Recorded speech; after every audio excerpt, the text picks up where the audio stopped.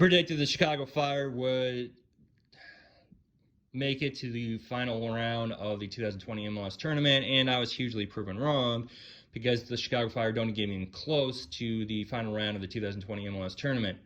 They lost to the Whitecaps 2-0 and was a must-win game for both the Fire and the Whitecaps. And that's why the Whitecaps advanced to the knockout rounds, and the Fire are eliminated from the 2020 MLS Tournament. And that was extremely disappointing because the Whitecaps have had a high amount of injuries. So if they have any more injuries, they would have to forfeit the MLS Tournament because of not having the needed players to play on a soccer field for the MLS Tournament games. And not just that, but also for the fact that they were a 4% chance favorites. They only had a 4% chance to win versus the hugely favored 96% chance Chicago Fire for this game. So the Chicago Fire, they don't just lose to the Whitecaps. They were shut out by the Whitecaps 2-0, a team that only had a 4% chance to win, a team that has had a high amount of injuries. So that's extremely disappointing. Whitecaps, adversity reveals character, and the Whitecaps proved that greatly right. They were united after getting embarrassed by the Sounders 3-0, most likely seeing that they only had a 4% chance to win, and not wanting to have any more injuries because of knowing that they would have to forfeit the tournament. They end up having to play great. They did play great because they ended up beating the Fire 2-0.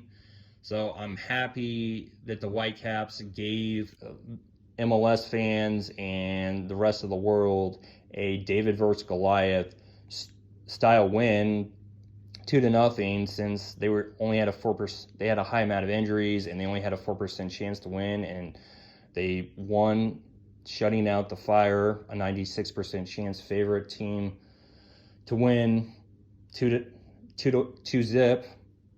So I'm still happy for the Whitecaps, mainly for those reasons. Except I'm still extremely disappointed that the Fire, they couldn't win this must-win game and advance to the knockout rounds.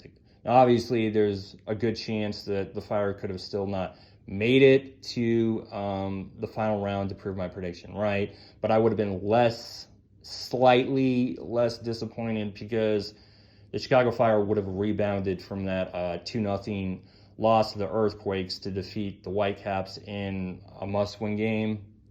So that would have made it just slightly less disappointing, because I say adversity reveals character. That they would have rebounded from a shutout loss to win a must-win game to advance to the knockout rounds. That's why I enjoy a team that loses, because it gives adversity reveals character, show how they respond, because if they're just winning all the time, there's really no challenge other than got to keep winning. So, and I'm still going to be watching the 2020 MLS Tournament because this only happened. It's not like this is a dime a dozen that happens every year for the MLS. This only happened because most of the season, regular season, had to be suspended because of the coronavirus. So MLS wanting to create a unique solution. Okay, we're going to give you a FIFA-style tournament. Just go straight to the playoffs and give you a FIFA-style tournament, instead of use what the MLB is using, where they're using a high amount of a reduced season, since they're only going to play 60 games for the MLB regular season.